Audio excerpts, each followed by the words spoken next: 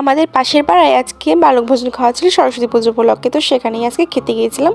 প্রত্যেক বছরই আমরা এখানে যাই, মানে কোনো বছর আজকে আমাদের যদিও পাড়ার ঠাকুরের আজকে বিসর্জন, ওখানেও আজকে ফিস্ট আছে, কিন্তু এখানে আজকে বালক ভোজন খাওয়া হবে।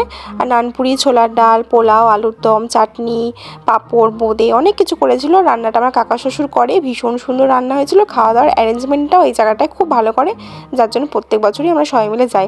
প্রথমে তো সবাই আমাদের ঠাকুরের ওখানে ছিলাম, তারপর ওখানে একটু নাচানাচি করে সবাই মিলে এখানে চলে এসেছিলাম এখানে খাওয়া দাওয়া করতে। এই যে দেখো আমার এখানে কাকা শ্বশুর রান্না করছে, তো সেখানটা একটু ঘুরে গিয়ে চলে গেলাম। আজকে আমাদের প্রতিমারও বিসর্জন আছে।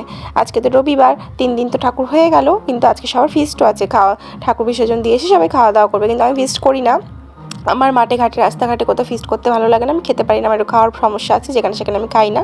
তো আমি ফিস্ট করিনি, কিন্তু আমি ছিলাম।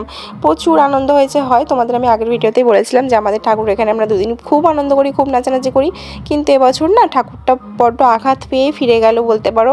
মানে দেখতে পাচ্ছ তোমরা কত বড় প্রতিমাটা হয়েছে। আর আমাদের যে ঠাকুর পুকুর আছে, সেই পুকুর এবছর কাটা হয়েছে, তো যার জন্য সেখানে এবছর আমাদের ঠাকুর বিসর্জন হয়নি। এখানে আমরা অনেকটা দূরে নিয়ে এসেছিলাম।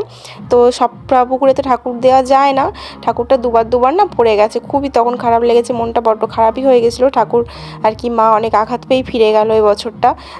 তো সামনে বছর ইচ্ছা আছে ছোট করে ঠাকুর আনবো, যাতে অবহেলিত না হয়। তো দেখো সবার শেষে খাওয়া দাওয়া হয়ে গেল।